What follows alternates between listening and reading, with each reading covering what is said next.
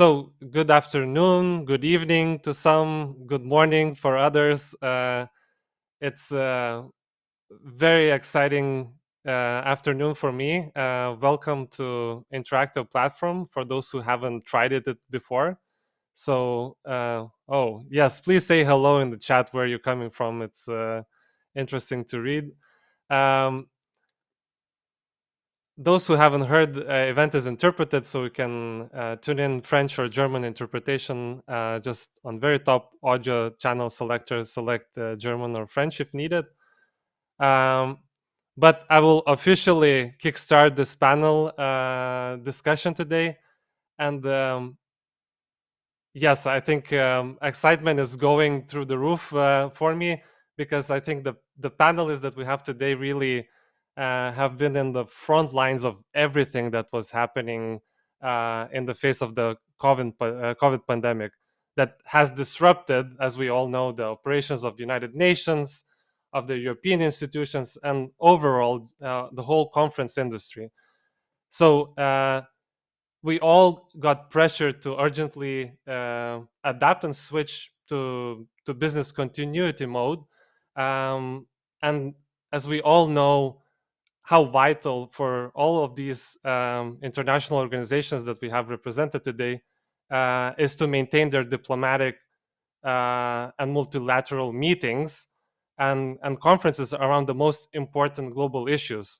I know that I was tuning in what Parliament, what Commission, what United Nations, and different other organizations were doing to fight the pandemic, right? What laws, what decisions we're gonna take, and so on.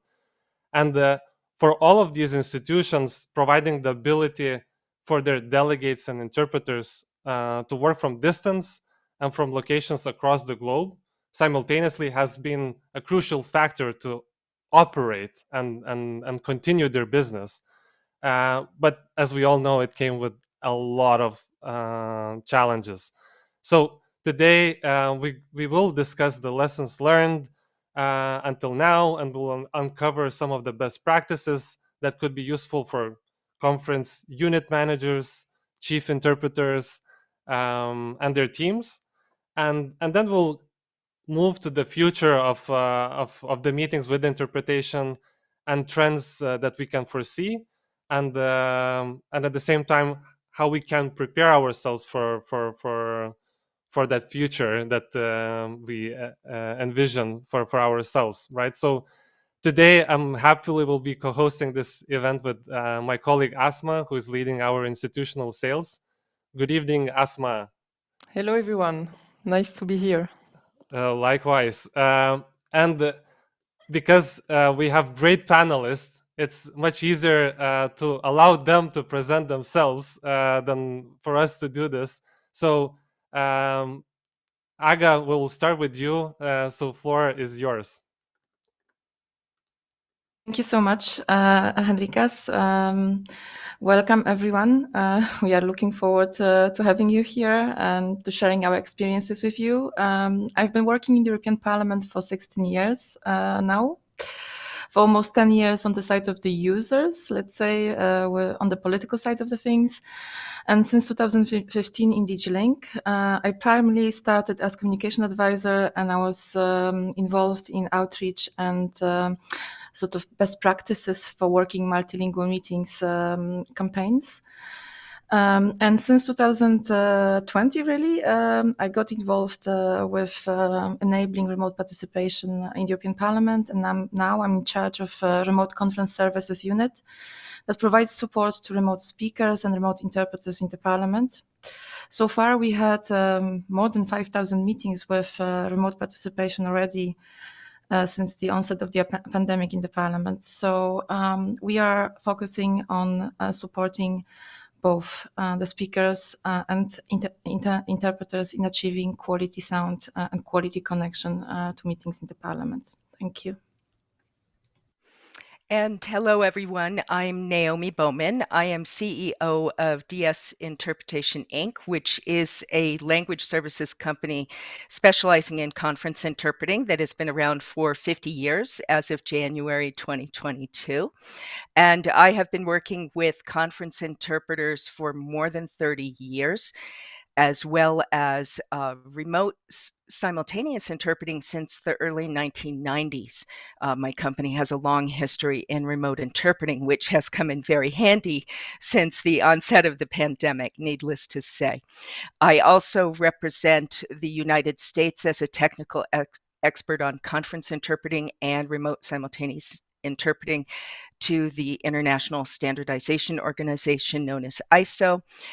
In particular, I'm involved with the ISO 24019 standard, which is for simultaneous interpreting delivery platforms. So welcome everyone, and it's great to be here. We're looking forward to a great panel. Thank you. As agreed, I'm next. My name is Uroš Peterc. I'm president of the International Association of Conference Interpreters, known as AIC. We've been around since 1953, which is a long time. We've had agreements with international institutions since 1969, which is also a very long time, more than I've been around on this planet. I've been a freelance interpreter throughout my career of 26 years. I have been president since 2018 and going on my exceptional fourth year now because of the pandemic, which caused us to postpone our assembly and all other activities. AIC has been very active in all fields of interpretation, including remote interpretation. And interestingly, we uncovered last year when we were going through our materials that already back in 1983, there was an AIC bulletin with recommendations for remote video conference interpreting, which also included references to ISO standards for signal transmission. So this has been around for a long time. It seems like it's been in the making for a long time, but the technology wasn't there. Now it seems the technology is here, and things are happening. They're happening extremely fast. And I think today's discussion is going to show, hopefully, the way forward, and also a few interesting lessons learned from this extremely fast developments that we've been witnessing over the past years. A lot of them were also quite turbulent for the profession.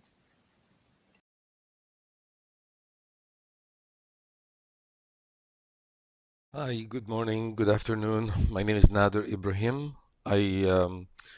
I'm in charge of conference services in the Convention on Biological Diversity, which is a United Nations Environmental Program Secretariat. I have been with the UN for 15 years and previously working with government agencies, Canadian government agencies, international conferences. Still learning, adapting to the new world. And we hope that we all share some experience today and a beautiful discussion. Thank you so much. Hey everybody, thank you Asma and Enrikas for inviting me to this panel discussion. My name is Frédéric Pirot. I'm a sound engineer. I worked for 15 years in post-production facilities. Then I entered the institutions, the Economic and Social Committee, and then the European Commission as a conference technician. I work for the technical compliance team since 2012, and I became the head of this team 2 years ago. I'm also involved with Naomi in the technical working group within ISO, and I'm also responsible project manager for the integration of Interaxio here at DG Interpretation. My main responsibility is to make sure that interpreters are finding proper infrastructure where they work. And with this new mode of interpretation, it became really challenging. So I'm looking forward to this discussion as well. Right. Thanks everyone for these introductions, and very nice seeing you. So I will now kick off the session and the questions. So the first part is really retrospective, and the idea is to talk about lessons learned since 2020 and the best practices that came out of it. Let us start with the biggest challenges that you faced in your role since the beginning of the COVID pandemic, which was quite disruptive to the industry. And my first question is for Frédéric. Can you tell us about how did you tackle business continuity in that context? And what were the new requirements that came for you? Thank you, Asma. Talking about business continuity for DG interpretation, if we go to the figures in 2019, DG interpretation organized 15,000 meetings every year and 150,000 interpreters a day per year. So it's quite a lot of business that went from that amount to zero in March 2020. And we tested a different simultaneous interpreting delivery platform in 2019, but we were not ready in March 2020 to start working with them. So we got a little bit inspired by our neighbors, the European Parliament, and we started using Interactio platform because it offered something that answers our main challenge, the hybrid integration, meaning being able to install a virtual meeting platform in a physical meeting room with physical interpreters booth. We wanted our interpreters to keep working in compliant physical installation at the time. The major difference being that participation would be distant from all over Europe. So the challenges were to match this virtual technology with the physical equipment, which was quite easy. But we found out that internet connection, the IT side was of major importance. We faced many challenges to integrate this technology within our complex infrastructure, our network, which is meant for a lot of people. It's a large corporate network. And then requirements such as skills, but I think that someone else will answer that question afterwards. Thank you, Frédéric, for that. And you're correct. We wanted to ask this question to Nader.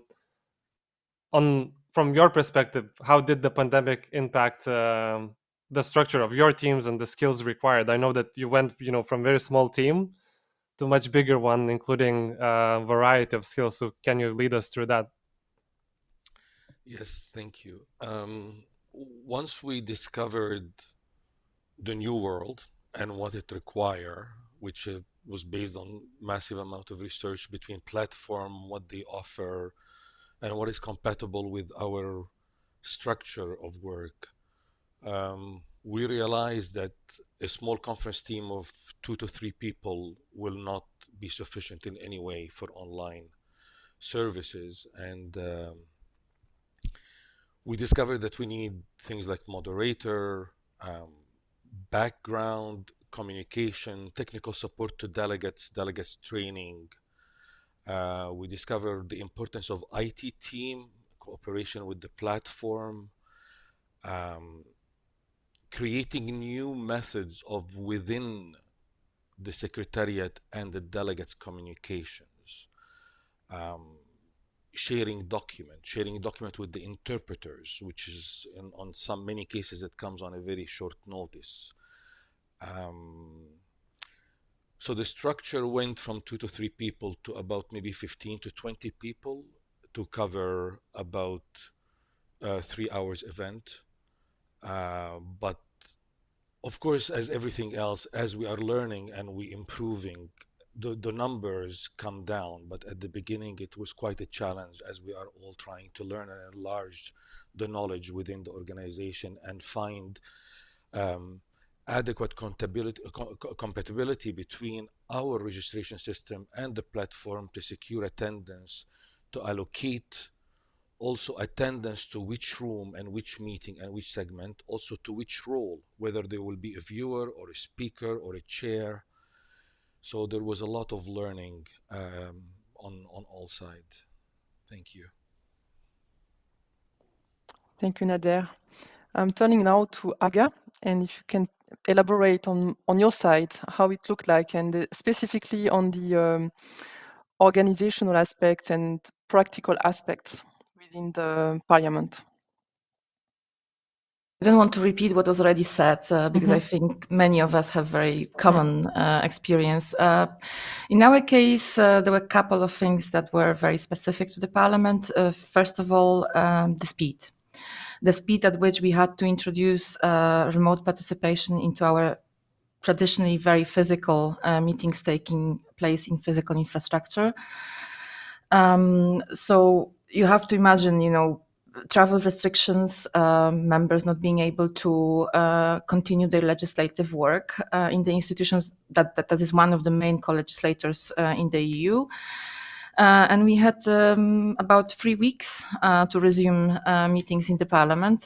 So the unprecedented speed at which we had to implement remote participation in the institution was probably the first challenge. The second challenge, I would say, accepting that this is an exercise that is basically learning by doing.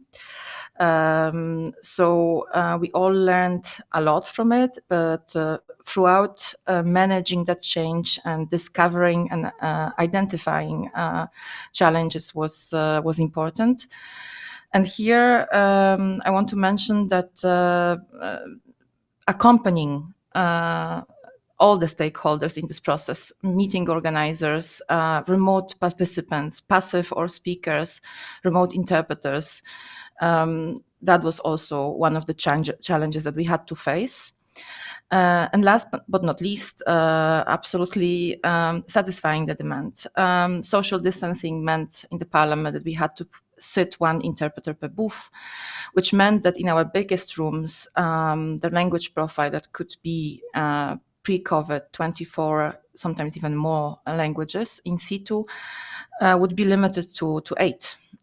So finding solutions how to provide more than 8 languages to meetings, that was one of the challenges as well. And I will finish here since we are only focusing on the challenges now. Thank you, Aga. So we covered now like the organizational, the team changes, and Uroš, maybe you can tell us what impact and challenges were faced by interpreters community, right? Because it's not only like 8 languages that we're able to provide by Parliament, right? But it's also all this change for interpreters community. Maybe you can elaborate on that. Yes, thank you. Sure.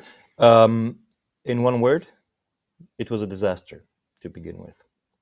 It was a complete disaster, and it started sooner than for the organizations in Europe, because already in December at the beginning of the year, we started getting very serious messages from our colleagues in the Far East about the situation, from China in particular, then in other places. And then, as we all know, come, was it March 13th? Everything ground to a halt in Europe. Everything was cancelled overnight. Postponed at first, then postponed a second time, and a third time, and a fourth time, and then cancelled. But in essence, what it means is that our members, and also those who aren't our members, the interpreting community as such, went through a complete shock to the business model. Overnight, people were left without income. And when that happens, it's dramatic. And that is why immediately we reached out to all the institutions with whom we have partnerships, including those with whom we don't.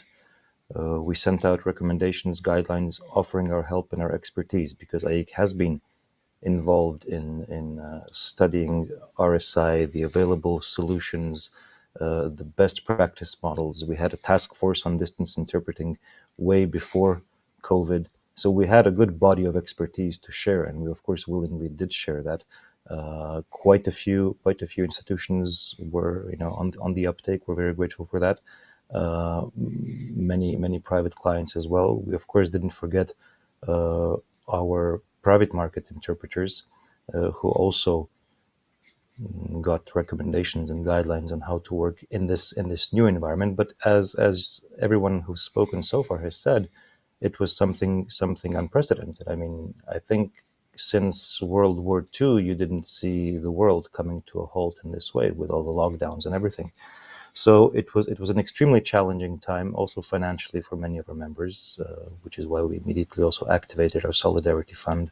And great thanks go here to all of our members, especially those who are staff members who helped out to those who were in need. That's something I have to say, even though this is not a panel discussion about the social aspects of the pandemic, but it's a very real matter as well.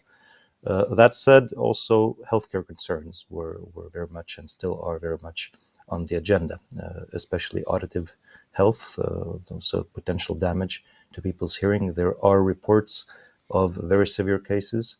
The problem is that because of the fragmented sound chain and so many links in the sound chain, it is very difficult to pinpoint where the problem lies. This is also one of the problems that the ISO community is dealing with. But notwithstanding that, the problem exists and persists. A lot has improved in terms of sound quality, but a lot still needs to be done. I mean, we have Frederick here, who's actually an audio engineer and knows these things inside and out. But this is one of the main challenges that we're facing with right now, because to the interpreter, his hearing is his bread and butter.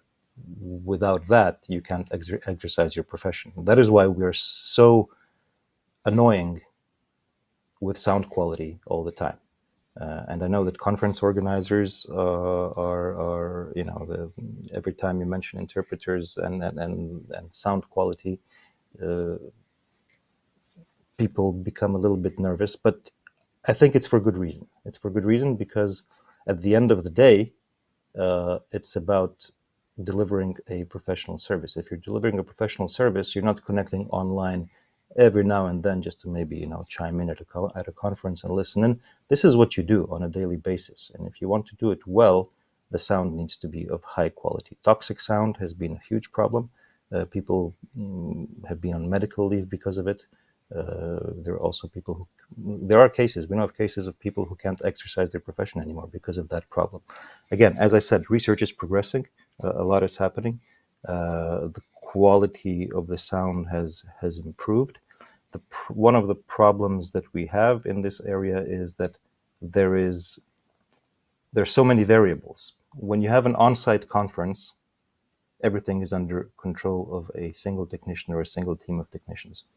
When you have an off-site conference, there are so many elements in the sound chain which are out of our control, beginning with the speakers. The speakers have now been identified as basically the biggest problem of ours for the future, but we'll talk about that. We'll talk about that, I think, with the upcoming questions. So in brief, yes, the biggest challenge was the total loss of work for many of our members. It then slowly started picking up. The fact that the institutions, who are an important element of employment for many of our members, have moved ahead also with programs to keep people in the profession. I think that also needs to be said, was very positive. The European Parliament made a very important step here with their programs for maintaining people in the profession, and that's something we're very grateful for. Now, the struggle continues because the speed at which this happened and at which this caused all of us to have to start rethinking the way we do things, I think is the biggest challenge. So in a way, what has been achieved is a minor miracle. On the other hand, a lot still needs to be done. All right. Thank you so much, Uroš, for shedding some light on the reality for the interpreter community. In fact, this is very important that you can represent them and share that with us. And now we will change a little bit perspective and go to a different angle with Naomi. So you have been supporting the, customers going through this reality as well. And we would like to understand what type of challenges you faced from your perspective. Yes, thank you, Esma. I was going to start with what I thought was our biggest challenge, but Uroš has reminded me I just need to jump into the biggest challenge dealing with customers overall, and that is sound quality. And the fact that customers often do not understand that interpreters need better sound quality than other listeners. And forgive me for my voice. I've had a bit of a morning cough problem since I believe I got COVID at the very beginning of the pandemic. So apologies for that. Clients have to be educated about sound quality, and speakers in particular need to use proper microphones. And this is the biggest challenge because everybody thinks that they can just get on and use a computer microphone. But as many of us here know well, that is not the case. Sound quality in the voice over IP world is compromised in general, and clients and speakers have had to become technologists, as have interpreters, and educating the clients has been our overall biggest challenge, how to do this effectively. And we'll get into that a little bit later and provide suggestions for how we've been able to do that. But that is the biggest overall problem. We've had other challenges, such as the fact that a lot of these events that were postponed, canceled altogether, and then clients realized that they had to, for business continuity purposes, go to a remote solution. But a lot of these events are not suitable for a remote delivery platform, and you lose that contact, that human contact and engagement. And we've had a lot of events where the interpreters are of paramount importance to providing that personal touch communication on site. It's not always just about simultaneous interpreting for, say, a plenary session. Sometimes it goes far beyond that. And how do you recreate some of these things in this remote environment? So we have had to work very closely with clients to come up with solutions of how they can leverage the technology that's available to meet their objective of creating engaging events that are remote. So that's been a huge challenge.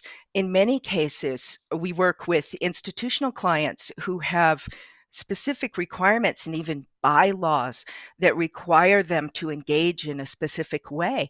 And another challenge, especially at the beginning of the pandemic, was that the platforms and technology that was available was not meeting those specific needs.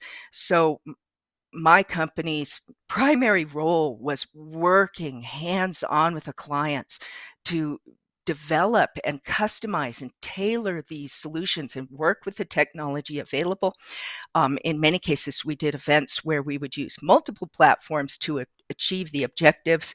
And I will say publicly that we work with a lot of different platforms, but Interactio in particular allowed us to provide customized solutions to meet the bylaw requirements of some very particular client needs.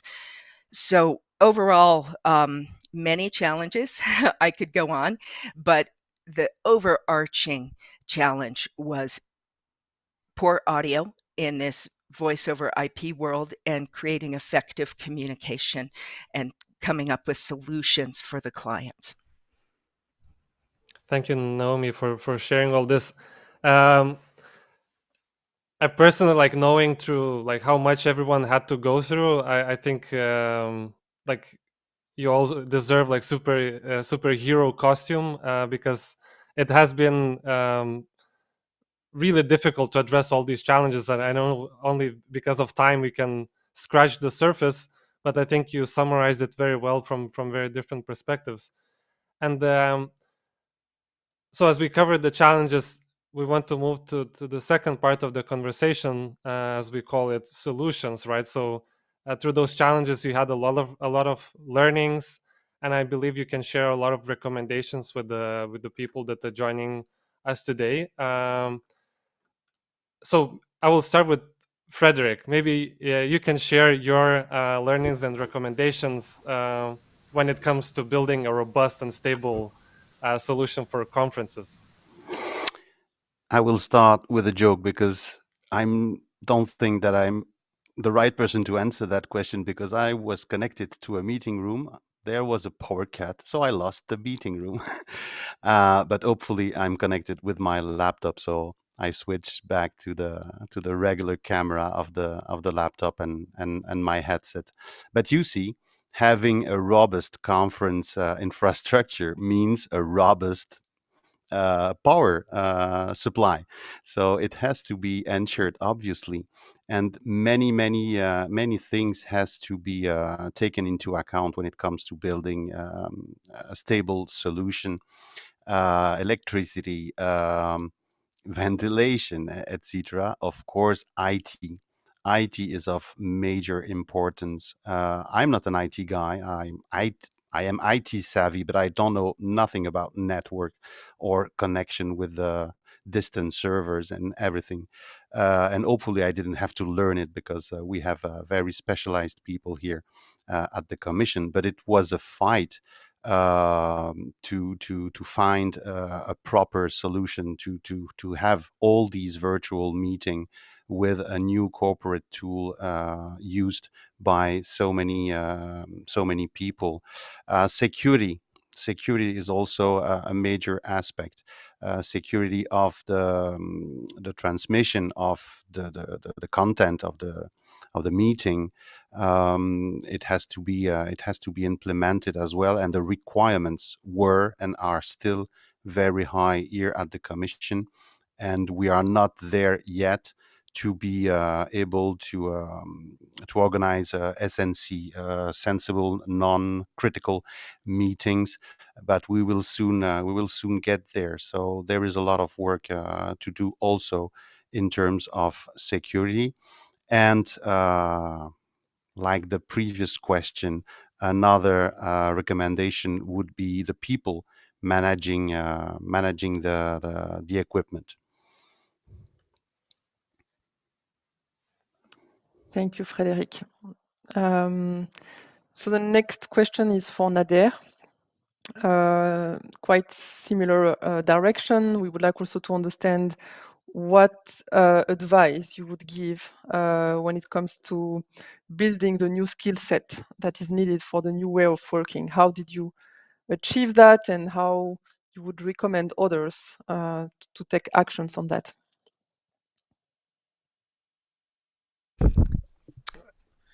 I think it all starts with understanding both sides, your meeting and what is required, your priority list of what you can and cannot do in a virtual world, and then find a matching platform with the support.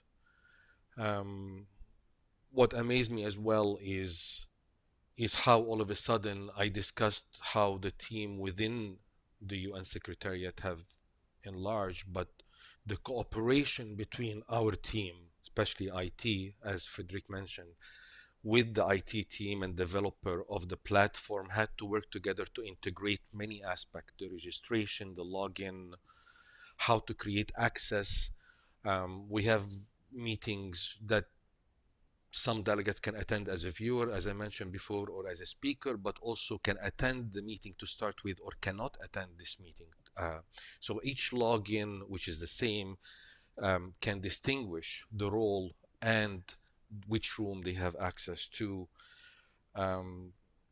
We had to educate and train the delegates, the chairs, the interpreter. We created lots of mock sessions to also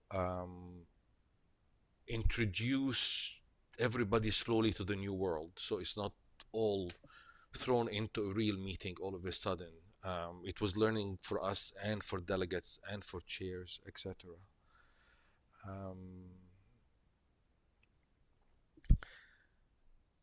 The skills of The skills of multitasking communication in the background was also something new for us. We all chat on WhatsApp, but you discover all of a sudden that you have a chat with Interact Your team, you have a chat going on with the moderators, you have chat going with the chairs, then the technical support. We had to create our own technical support from within the Secretariat resource to the delegates that cannot connect, that have internet problem, that have microphone and camera, a joint team between Interact You and our IT team. So yeah, so first is understanding, then you solve them one by one, and eventually you get comfortable. But it takes a while. Like Uroš mentioned, it takes a lot of time and learning from errors. Yeah, thank you. Thank you, Nader. And I think one of the attributes I was just thinking while you were all speaking was the creativity. I think like all of you really tackled this situation in very unique ways, and we're open for improvisation to find the best solution for your customers, for interpreter teams, and for delegates and so on. And I think that there also what I would highlight. I really liked how you really pushed in the mock sessions, right? And I think practice makes it perfect, right? So and even with the very difficult and challenging schedule, you were able to fit in the mock session, even like for a short time, so everyone feels more comfortable with the solution. And with this in mind, I want to move to Aga, because I think she also did it very nicely with her teams, introducing extra time before the meeting so everyone gets comfortable, tries out the setup, and they can tackle the issues before the actual meeting starts. So Aga, maybe you can share your best practices that you developed and would recommend for others, especially for improving the sound quality, because you were like maniacal on that, and overall experience for interpreters and participants. So as we all said, it was a process, and we started with something that was a little bit different than what we have now. We all developed throughout time. In our case, we were very open and sort of very proactive in getting feedback in order to work with you to achieve the audio quality on the platform that we need. Our meetings are multilingual. That was the key here. We needed for interpretation to be delivered to our clients. We needed our clients to be able to speak the language they wanted to speak. And I want to talk about two things here. One is remote interpreters, the other is remote speakers. They both have one thing in common. Sound quality is very important from those clients for different reasons. For interpreters, I mentioned that we wanted to keep our population safe, so we put one interpreter per booth. Once we exhausted all the physical possibilities to enlarge the language profiles of our meetings through coupling of the rooms and finding all the technical booths that we could use, we then brought in RSI to complement the language profiles. But what we did there, we actually invested in training sessions so we could ease in interpreters into the working on soft consoles. We also have a support team that is dedicated to the RSI team, where they monitor the quality of the connection of the interpreters, can give advice, and also IT support if needed. If there is a major problem, we schedule a follow-up one-to-one session with an interpreter to find the best setup. On the side of the users, from the beginning, it's a very varied population that you can have in your meetings, very different speakers, that some of them are more digital savvy, some of them are less. So you cannot just give them a tool and hope for the best. The first thing that we do was to prepare very simple connection guidelines and speakers guidelines on how to set up your remote connection, how to, on your end, to make sure that your audio and video quality will be sufficient. And they were all available in all official languages, so it wasn't only in English. We also deployed special teams support teams that were assisting remote speakers, and we in each meeting we have a prep time in which we are waiting for speakers to connect and test their connection before the meeting starts with us.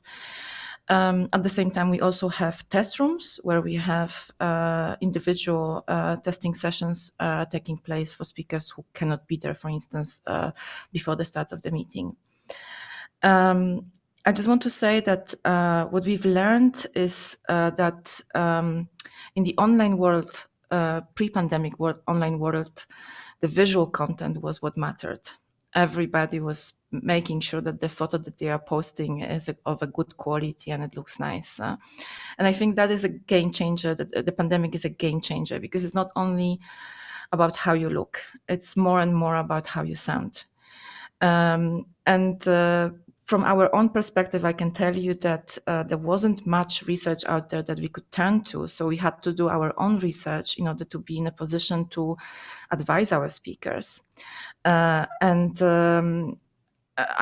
can only say that the microphone I'm using now is a result of that research. And you will hear the difference now when I'm using a webcam.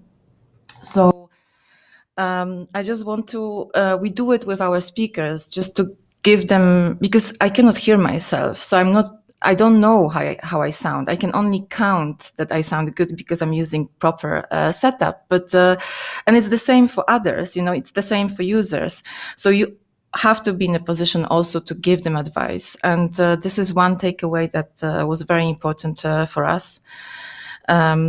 In this process. And the last but not least, I already mentioned it, but making sure that we can empower speakers, interpreters, and our support teams, the moderators in management of the remote, let's say, remote side of the hybrid meeting was an important process for us when we were working to sort of have new features on the platform. Thank you. Thank you very much, Aga. So now back to you, Uroš. What would be the recommendations that you would give to conference organizers? We have some here around the table, but also to our audience, when it comes to provide the best experience for interpreters, but also for participants. Yeah, as was already mentioned, I mean, the thing with online conferencing in general, not just RSI conferences, is that you are in a way outsourcing control over many elements of the audiovisual chain. In a standard physical conference, as I said earlier, this is in the hands of the technical team on site, and they control everything. All you have to do is waltz in, they pin a microphone on you if you're using that, or you use a tabletop mic, whatever it is, and everything is perfect. And people are more or less used to and conditioned to behaving in a conference room. Now, turn all of that upside down on its head, and the first thing I think that's important is for participants to be well informed that they're not talking via Zoom to their grandchildren on their smartphone, but that they're actually participating in an online conference, which is a completely different thing. And for that to go well, you have to prepare. If you want to prepare, you need professionals who help you do that. Not every conference organizer has the apparatus of an EU institution or a UN institution to be able to service all of that.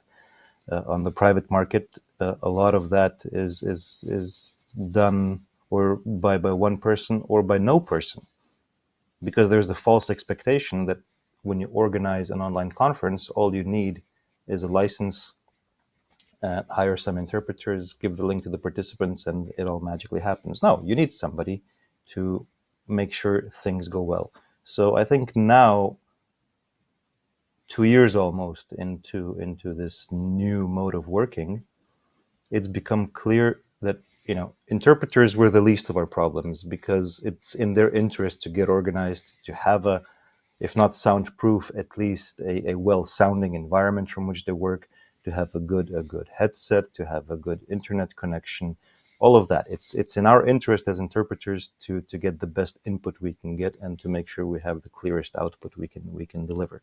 So that's not a problem. It's in the interest of conference organizers also to have everything functioning, so they take care of making sure they're using all the best possible software. The participants are our weak link right now, I would say, because you have no way of enforcing things on them, especially if we're talking high level. At a UN do, you can't switch off an ambassador because his sound is bad.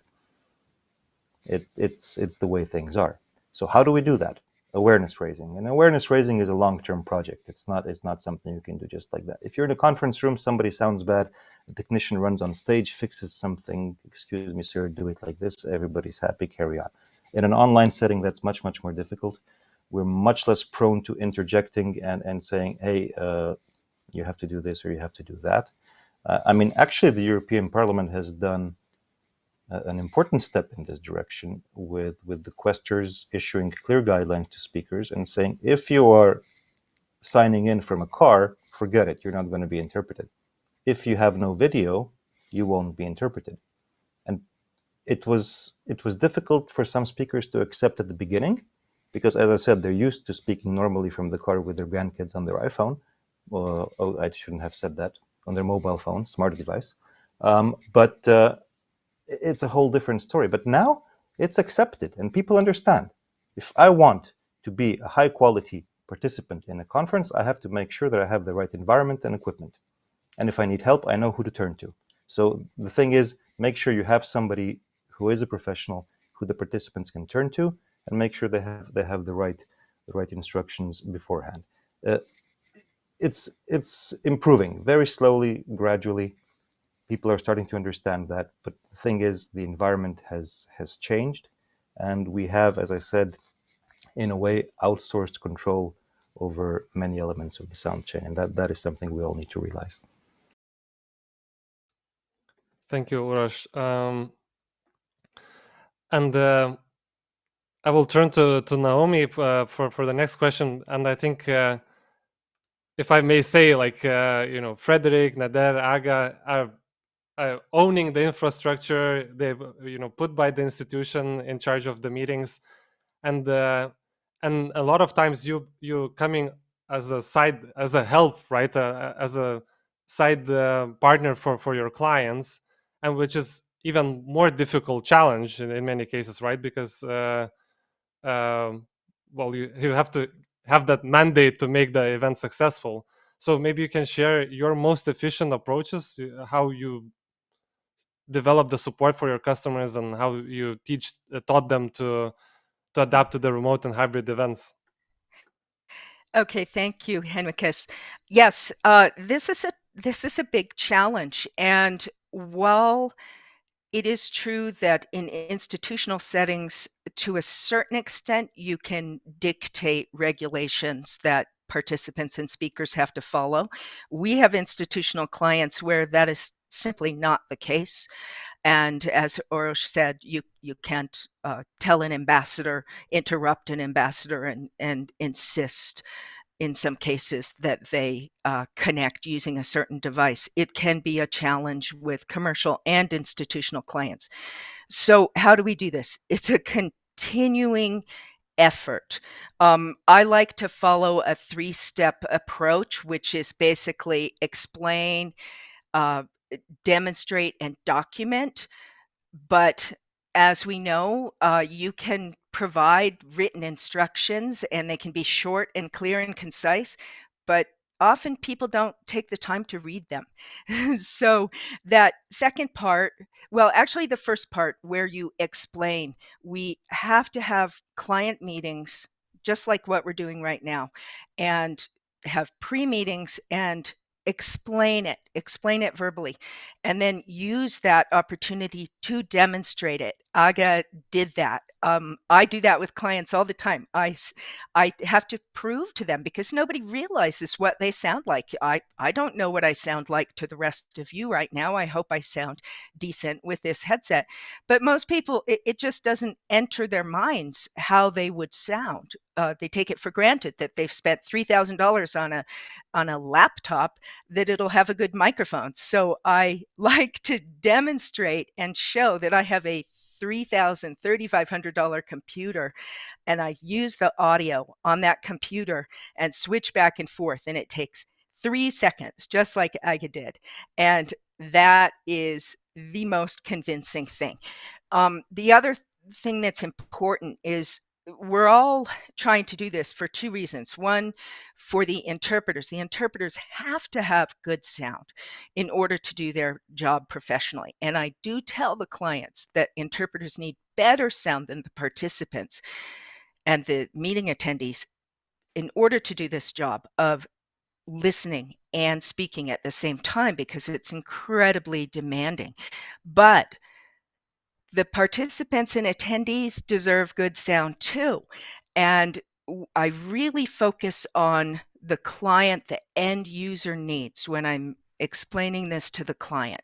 The interpreters are a given, but your meeting attendees and participants deserve to hear good sound too. And it's very important to convey this and demonstrate this to the clients, what a difference it makes. So we have a short document that probably is read very little, but demonstrating is so important. And we also have to follow that up in some cases. With some institutional clients, I have gone so far as to actually purchase and deliver microphones when procurement and budgeting allowances didn't allow for the speakers to get just simply obtain the proper microphones in the right time frame. This back-end procurement can be a real problem with institutional clients. We provide loaners. I have given I have given microphones to speakers and moderators in some cases. So overall, it's also very important to convey to clients that this is tough stuff. Many people think that remote is easy. It's simple, just connect with your computer. It is not. Remote is harder than an on-site conference, and hybrid is the hardest of both worlds. It takes the most technically challenging elements of remote and the most technically challenging elements of on-site meetings, and it combines them, and you have to make these things come together and meet in the middle. This is tough stuff. It requires more support. So this is another very important aspect that we have to convey to clients. In many cases, we have more technical support, more technologists, I like to call them. I don't like to call them technicians because people think of hardware. Technologists. We have more people supporting both the interpreters and the client. And so that brings up the costs a little bit, but we have meetings ahead of time demonstrating this and talking about this. So this is tough stuff. It requires additional hands-on support and that three-prong approach with explain, demonstrate, and document. Thank you. Thank you very much, Naomi, and also to all of you for this interesting insight into your challenges and what you have done or what you are trying to enforce to address them the best. Before I move to the next question, I would like to know if there are any additional recommendations that you want to add or you forgot to mention based on everything you heard so far. Nope. Okay, so let's go to the next question. So it's really also to open up in terms of do you still face challenges that you couldn't address or resolve as of today? Because we discussed what you addressed and how you did that. So is there any still open topic that is unresolved, We have been talking quite a lot about sound quality, which seems to be a critical element. So the idea is not necessarily to go back on this topic, but maybe to expand a little bit. So I will give the floor first to Uroš, and then we'll see if we have more elements from the rest of the panelists. Yeah, thank you. One thing that is now coming up as a very interesting dilemma is how do you define a hybrid event? Where does it start and where does it end? This is something that is now increasingly becoming topical, because at the beginning, everything went online, so there was practically no problem of that sort.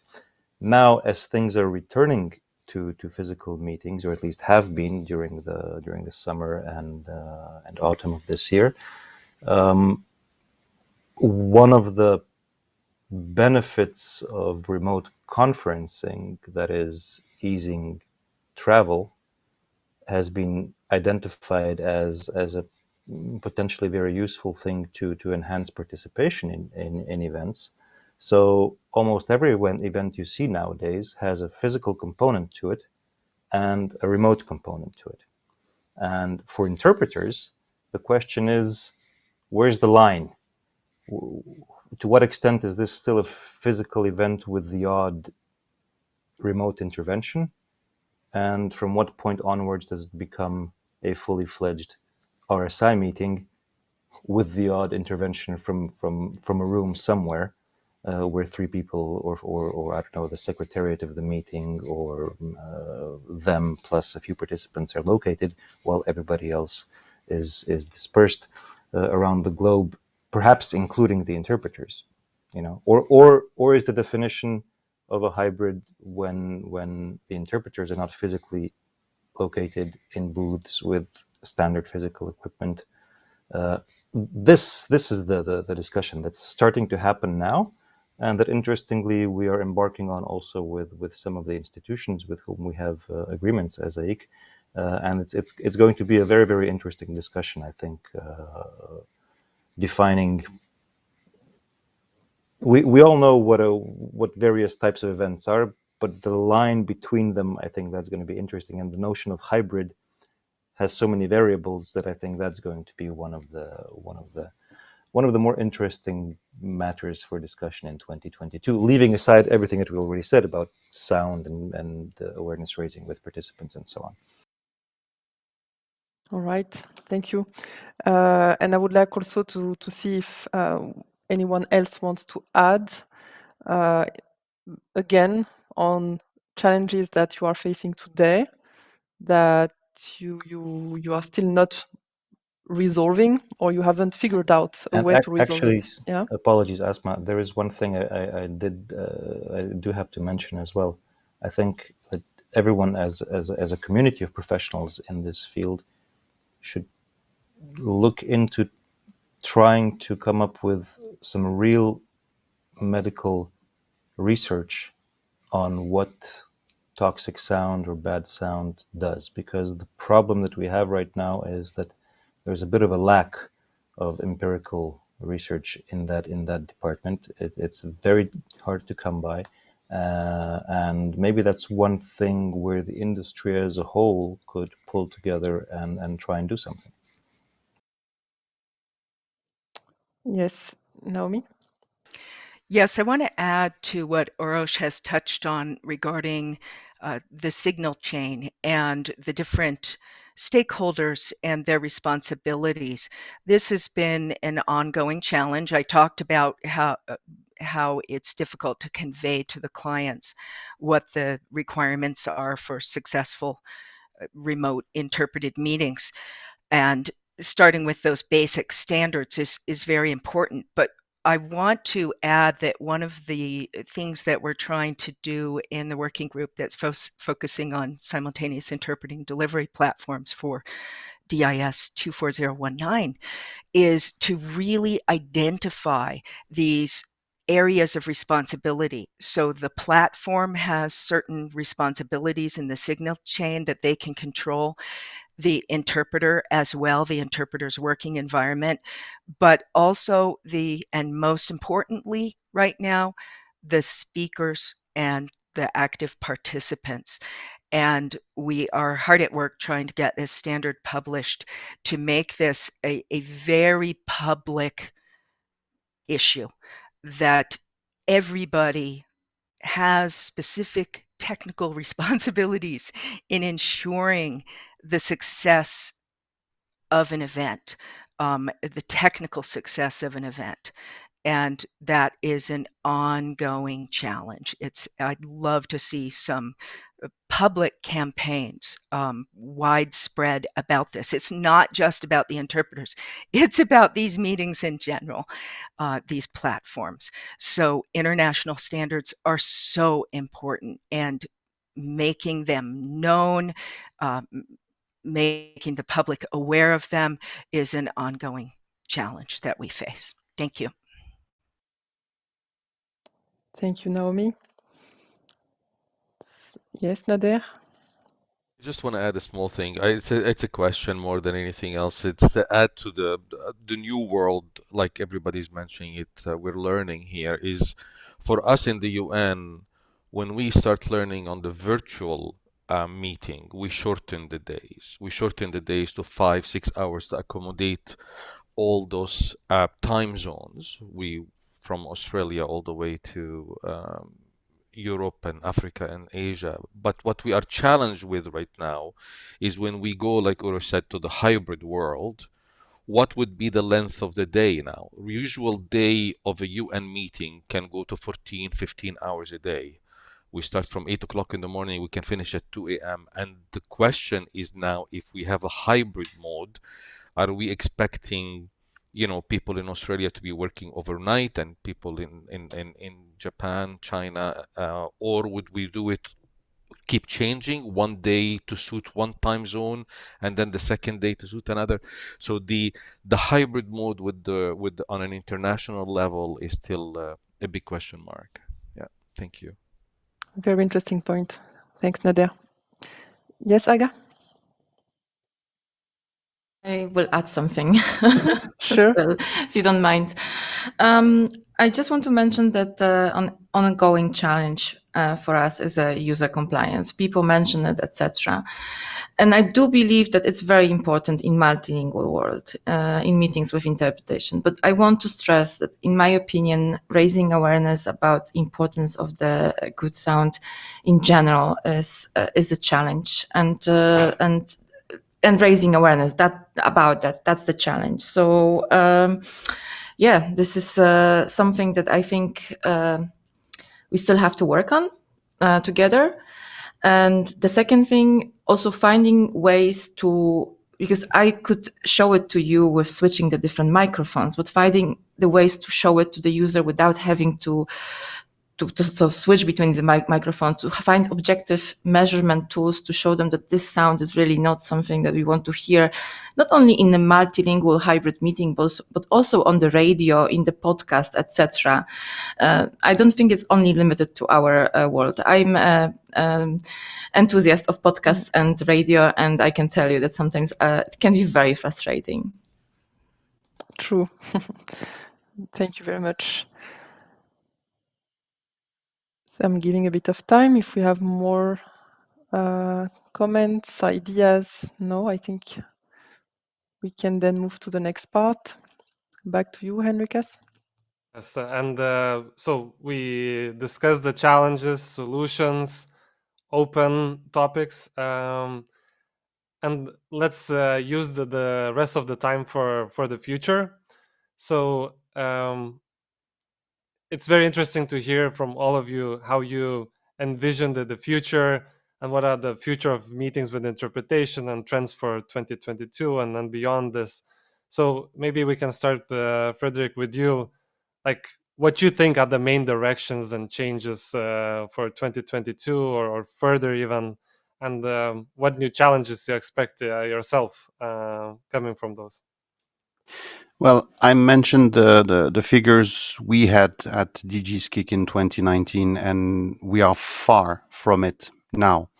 And obviously, the objective is not to go to the previous one, but at least to continue increase the interpretation and the service we can provide to our customers. They are not real customers, but to our main partner is the Council of Europe. 60 to 70% of our activity is providing interpretation to the Council, the ministers, and the head of states.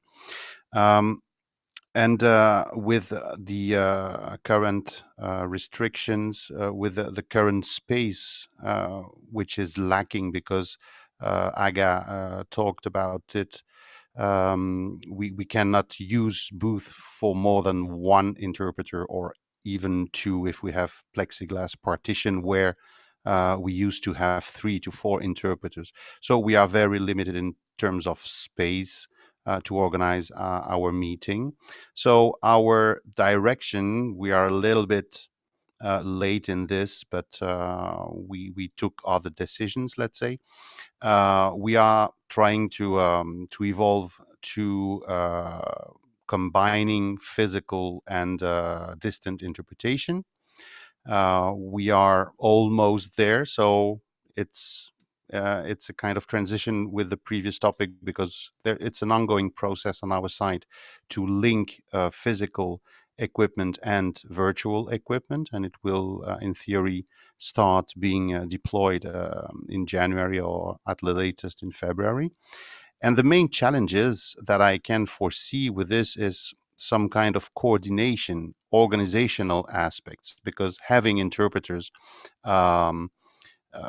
conveyed to a meeting room where they have physical booths and other interpreters having to work on a virtual meeting platform, we will extend our offer through this. And I can see real challenges in terms of coordination, inviting some interpreters to come to the office or the meeting room, and some others to connect through a link on a virtual platform. So I think that we will have a lot of organizational challenges in the future.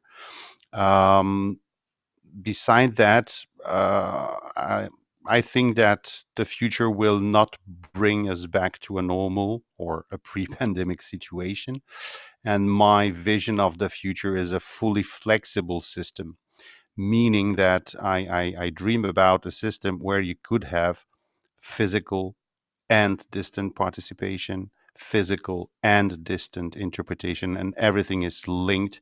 You just have one button to switch on the system, and then you can do what you want, because the Commission also have the Green Deal to respect in the coming years. So travel will not be encouraged anymore.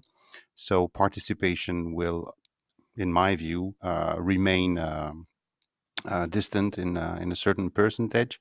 I don't know how, and like Uroš said, what is a hybrid meeting? Is it 20, 30, or 60% of people physically present and the rest being remote, or is it a different concept? But we are thinking about fully flexible solution to be able to have a small room, extend that room to the second one next door to accommodate more physical participants if needed, and if there is no need for physical participation, then it goes online. These are our targets, let's say. Thank you. Thank you. This might go to the interpretation history books, right? Frederick's speech of "I have a dream" of this hybrid. Did I copy someone? I don't think so. And maybe Uroš, you want to add something on the directions and changes you see for 2022? Sure, thank you. Well, as I said, one of the main topics is going to be hybrid events, defining them, defining what the basis for the working conditions are, and everything that goes with that. Then To sum it up, sound chain quality assurance, right? This is something on everybody's mind. Standardization, definitely. We're very actively moving in that direction. Research, the medical part of the research for auditive health, and some more complicated research like regarding cognitive load. The possibilities of applying AI solutions in the virtual booth or the smart booth of tomorrow, that's already ongoing. AIC is even financing studies in this field, and we'll be announcing the winners of the 2022 research grant very shortly as well, which is going to be very interesting. And then there is the big elephant in the room in the interpreting community. I know I'm gonna get flack for this, but it has to be said. It is the big elephant in the room. I will not use the word that none of us are allowed to use. I will describe the model. It's actually the competition model in RSI. Right now, with physical meetings, it was always very clear. Whoever organizes the meeting and wherever that meeting is organized defines the price, the fee, right? So the location of the meeting defines the fee for the most part, except if you have very exotic language combinations. You have to dig deeper in your pockets to bring certain interpreters to certain places. With the onset of RSI, all of that is changing, and it's become a very difficult conversation. It is a little bit of the elephant. No, not a little bit. Very much the elephant in the room. But it will have to be talked about, whether we like it or not, because the reality is there. And instead of people becoming very upset at things that some call unfair competition, others call fair access to other markets, it's important that we agree what fair is. You know, is it the fee that's normal in the market of the organizer? Is it the fee that's normal in each of the markets of the interpreter? Is it the highest common denominator of all of those? This is the discussion that's going to have to be had as well in the coming time. And as I said, I can already foresee a few virtual fists coming my way in online discussions. But it has to be said, this is a very important topic which will be difficult to shy away from. And I hope that we, as a community of professionals, will have the courage to take it on and find a beneficial answer to this very important question.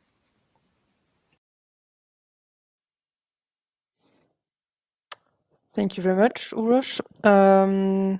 Again, before we go to the next question, I still want to open the floor a little bit, if there are more elements from the other panelists. No, then let's go to the next one, which is one that actually I'm very interested to explore, because we are all talking about the typical conferences and meetings within the institutions. And one question that I have is, what other use cases can we think about when it comes to remote interpretation and interpretation, I would say, at large? And I would start with Naomi. Thank you, Asma. One of the trends that we've seen, especially in the last year among both our commercial and our institutional clients, is that they're recognizing that RSI can be used as a very effective tool in ways that they hadn't thought of before to engage internally with employees around the globe or other actors for the institutions. And so we're seeing a whole lot of what are generally being referred to as town hall meetings that didn't occur previously. So these meetings allow global engagement and are a way to bring global teams and actors together that simply didn't occur previously. So despite the fact that people aren't traveling and having on-site meetings, in some ways, people are able to connect more and more effectively. And so we're seeing a huge trend in, hey, we can have this casual meeting. We can have this formal meeting with 3,000 of our employees. We couldn't do monthly meetings with 3,000 of our employees previously, but now we can do it and engage everybody on a global level by providing interpretation. So that is a significant trend that I wanted to bring up. There are some positive aspects to how the pandemic is changing how we all work. It's not all negative by any stretch. So that's the most significant trend I'm seeing. Very interesting one. So inclusivity is not limited to institutions or multilateral meetings. It's also broader than that. So that's very interesting. Any additional elements from the other panelists on new use cases or yes, Nader? Just a quick addition in Naomi line. What we experience as well is that usually for a small meeting that usually average used to be 600 to 700 participant, it allowed lots of smaller organization with no capital fund to travel and to pay for hotels to attend and participate and listen and to share their experiences as well, which we discover. I think the virtual world have enlarged the audience platform to a level that we haven't seen in a physical meeting before. That's all. Thank you. This is an excellent one. Thank you, Nader. All right. Back to you, Henricus, or? So I think we will be wrapping up the future as the time goes to the end. But maybe panelists can share like their approach on new machine-driven features and innovations. I don't know, from speech to text to transcription and speech to speech, and maybe any other topics or like if any of those are in your mid-long term agenda. So Aga, maybe you want to share something on this end. Do you foresee anything on Parliament's agenda to introduce any of the similar features? Captioning has been requested on some occasions in the Parliament for some of the events.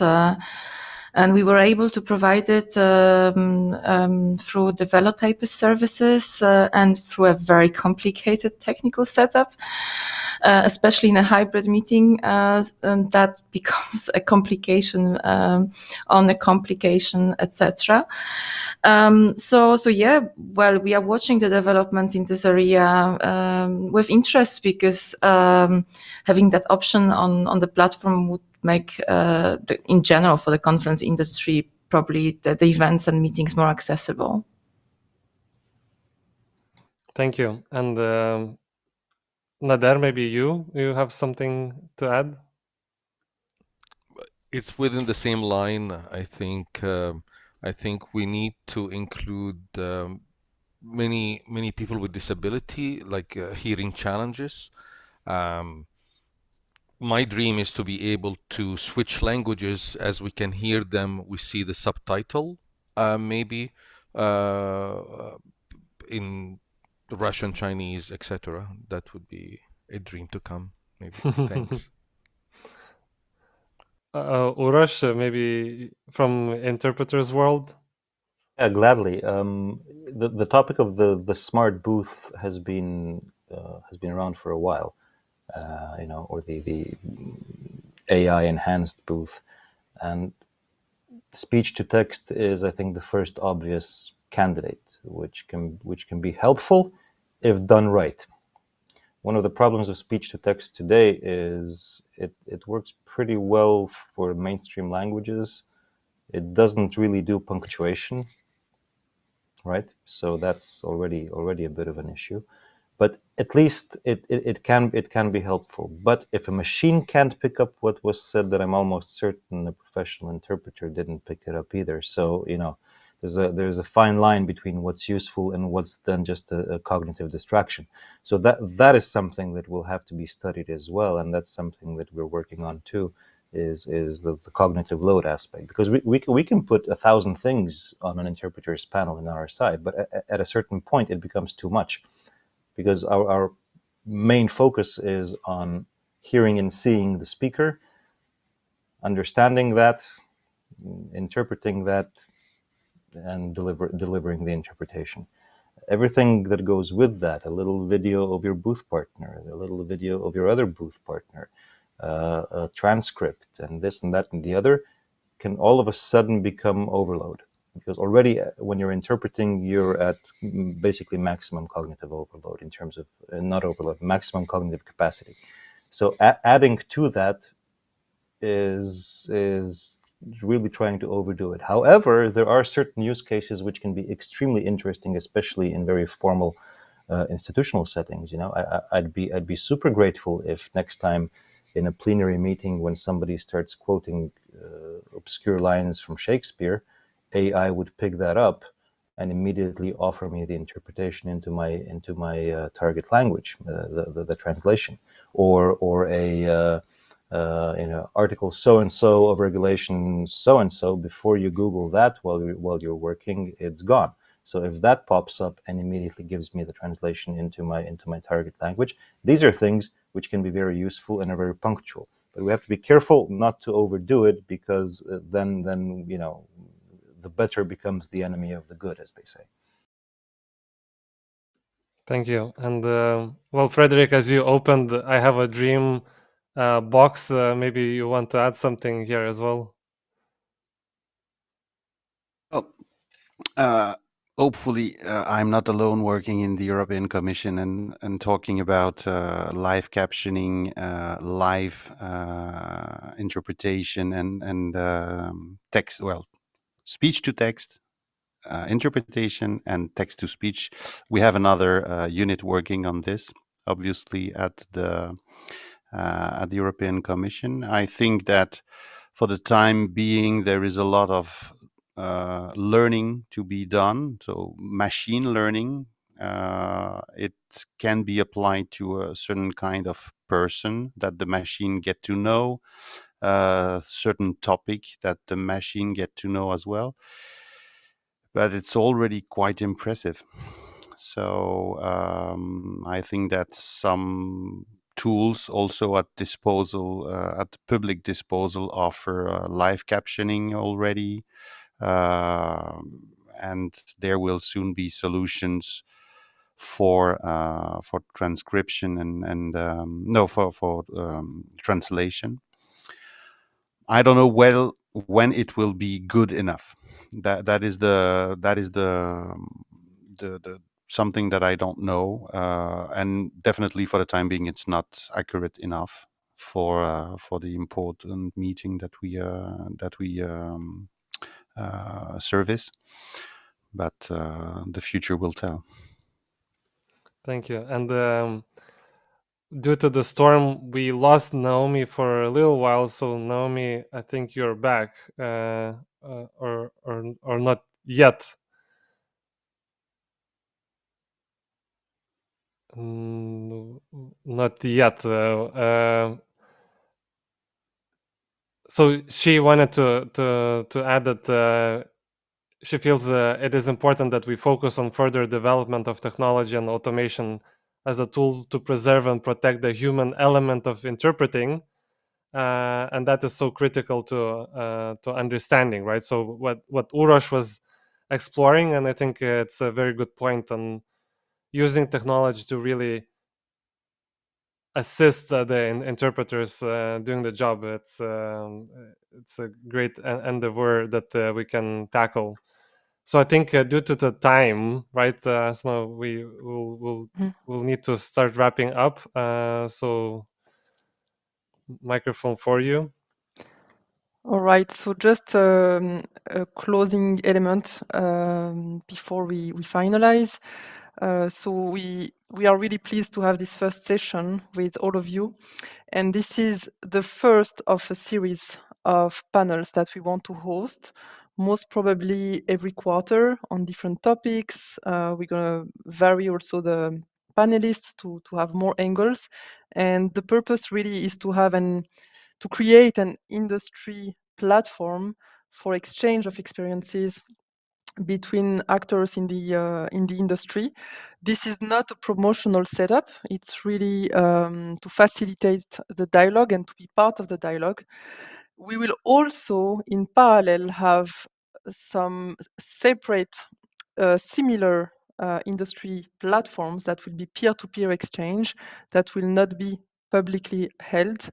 So just stay tuned for more, and feel free to reach out as well if you are interested to be included in future events. And from my side, once again, I think all the panelists really deserve a medal of honor for yes, like I cannot even find the word for the work you have done, as it was very challenging, and your insights and learnings and view on the future. I think it's has been very valuable for everyone joining today, and I think I saw over 120 people joining at one time. So I really want to thank you for finding the time. I know your time is precious, but I think your insights were very, very helpful for everyone that are getting into this or exploring already or already facing some challenges. So thank you so much, and please stay safe and have a great rest of the day wherever you are in the world today. Thank you. Thank you, everyone. Thank you also to the audience. Thank you. Thank you And very thank much. you to Interactio. Take care, guys. Bye. Thank you. Bye. Bye.